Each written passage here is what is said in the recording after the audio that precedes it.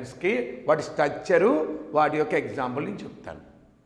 Okay, మరి simple present tense ఎక్కడ ఉపయోగించాలి అంటే మన అలవాట్లు, హ్యాబిట్స్, నిత్య సత్యాలు, యూనివర్సల్ ట్రూత్స్ ఇవన్నీ ఉంటాయి కదా, వాటి ముందు మనం సింపుల్ ప్రెజెంట్ టెన్స్ ఉపయోగించాలి. సో అది ఎలాగా చూద్దామా ఒక్కసారి.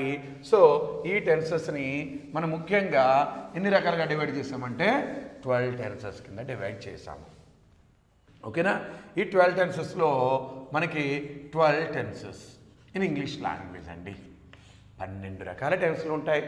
ఈ 12 రకాల టెన్స్లో ఒక్కొక్క దానికి ఫర్ ఎగ్జాంపుల్ ప్రెజెంట్ టెన్స్. ఈ ప్రెజెంట్ టెన్స్ని మనము 4 రకాలుగా డివైడ్ చేసాం. 1 2 1 2 3 4. ఓకేనా, ఇదేంటిది? ఫస్ట్ దాన్ని సింపుల్ ప్రెజెంట్ అనాలి, రెండవది ప్రెజెంట్ కంటిన్యూస్ అనాలి.